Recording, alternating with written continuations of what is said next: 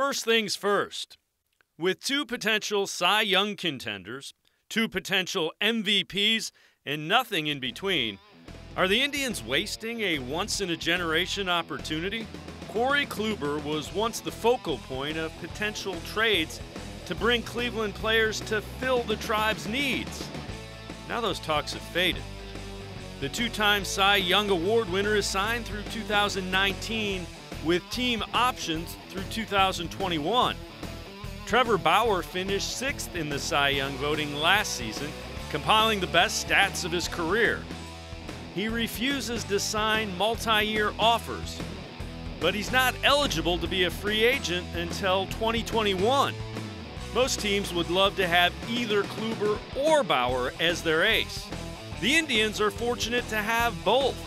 As for the bats, Francisco Lindor and Jose Ramirez both finished in the top 6 of the MVP voting last season. Both have made the AL All-Star team in the past 2 years and will likely continue that trend as the Midsummer Classic returns to Cleveland this season. Yet, with the losses of Edwin Encarnacion, Josh Donaldson, Michael Brantley, and Yan Gomes, the Tribe organization has failed to add adequate replacements to the lineup. Sure, the Indians are projected to win the Central Division, but is that good enough?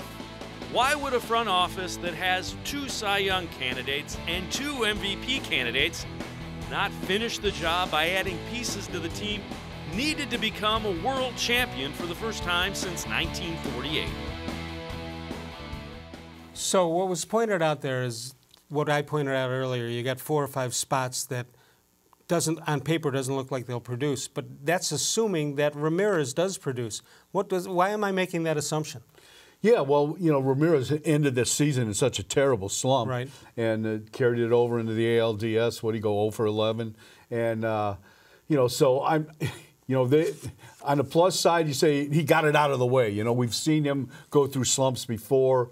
You know, he can forget this, and has a whole new season to start over. And I think he's just too good of a hitter to let that carry over and affect him. You'd hate to think that he is what they thought he was in the beginning, which was a utility player. Right. I mean, and you know, he's had such a great run. Right? 2 straight All-Star games. 2 really, even with that, whatever it was, 4 for 61 or you know, whatever that end of the season, he still finished third in ALB MVP. So. Tell me what Francona is going to do with the 5 main hitters we're talking about. How are you going to line them up? Because you had a couple of things. Last time that Santana was here, he was a leadoff guy. Yeah. Right?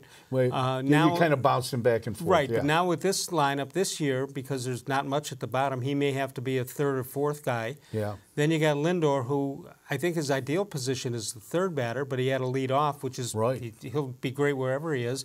What do you envision as the top 5? You know, I just think the top. I don't know. I think you know, like most managers, he's going to put his best hitters at the top of the lineup so they get the most at bats. Yeah. So I think right now he's always had an affinity to hit Kipnis second, and I think he'll start that way. I have no idea if he'll do that, but I would think it would go Lindor, Kipnis, and Ramirez. If that's right. that's sitting there right there. Then but Santana. Then Santana, then Bowers maybe, yeah. and then Martin, and you work your way down from Insert there. name here. Yeah.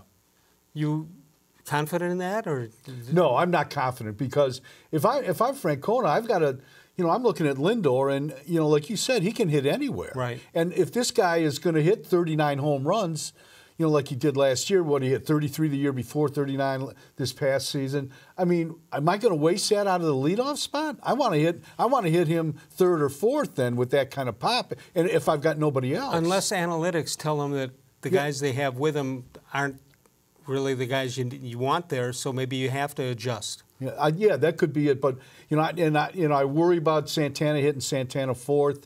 I think, you know, I have not looked at the stats, but just, you know, from muscle memory, you know, he has not. He seems to put a lot of pressure on himself. Would you lead him in off? a 4th spot? I wouldn't lead him off. I'd hit him 5th ideally if I could hit him 5th. You like the fact they got him back? Yes, I do. You know, I think he's a better first baseman than Edwin. You know, I think if you weigh Edwin, Encarnacion, and Santana, you know, Edwin is a pure power hitter. He has the presence, and they don't have that guy now. They don't have a 30 homer, 100 RBI guy. They don't. Did he leave the parrot here for us? Yeah, at least he could have left the parrot. And maybe Carlos can, feed him and adopt him. The parrot may not know the difference. Yeah, as long as he's getting some crackers and gets a trip around the bases now and then. Somebody asked me today on radio, 92.3 The Fan, little plug, about Salazar. Do you have any thought in your mind that he can help them in any way this year? And if not, why did they sign him? Yeah, it's interesting. Francona told Joe Noga, he did an interview from a golf tournament, about a month ago, that there's no, Santana probably won't be ready to open the season. Just because of the shoulder surgery, slow coming back. And then when we talked Not Santana. I mean, what's his face, Salazar. And then when we talked to Antonetti kind of said, well, he's going to be thrown off the mound. We just don't know when he's going to be ready. And Carl Willis, the pitching coach, said the same thing. So I'm not sure. He's kind of stuck in limbo. But right now, I don't think But they put confidence in him by signing him.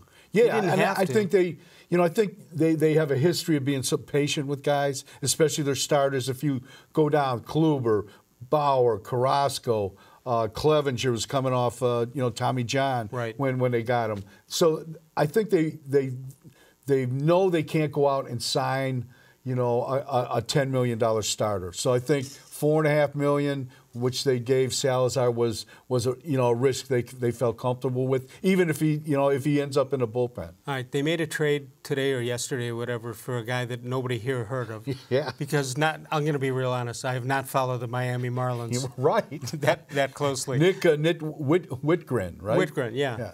Tell me about him. I know about as much as you do.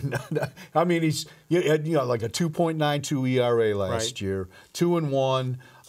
He kind of bounced up and down between the minors. He was terrible in the minors at AA and AAA. He was 0-6. Yeah, it looked like his big league numbers were better. Yeah, his big league numbers were good. He doesn't throw that hard.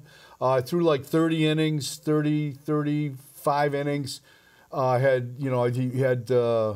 I'm trying to think. Well, I think he was 30 strikeouts, 15 it looked like walks. It looked like one strikeout per inning. Yeah, and he was okay. He probably walked a few too many guys, but he's pitched parts of 3 different seasons, and he became available. A lot of people were surprised. The Marlins signed Neil Walker to play second base for him, and they DFA'd him. They did Whitgren, and the Indians made a deal. I think it was a good pickup. Well, we'll see. That's typical Terry Francona. Just throw stuff up against the wall, see if it sticks. Yeah, and they've got like 50 relievers coming to camp. So they're going to find like 6 guys to pitch in front of Brad Hand. They'll find, and I think the bullpen might be okay. It seems to be shaping up a little better than I thought it was. Northfield Park is your home for live and simulcast racing. You can catch all the excitement of live racing Monday through Wednesday, as well as Saturday evenings with a 6 p.m. post time. Open early every day for simulcast action from the top thoroughbred and harness tracks all around the world. Enjoy free handicapping contests all weekend long, including the popular Road to the Derby on Saturdays and the weekly Sunday contest featuring Gulfstream Park. Free admission, free parking every day at Northfield Park. Paul Hoynes and I return in a moment. More Sports and Les Levine continues exclusively on cleveland.com.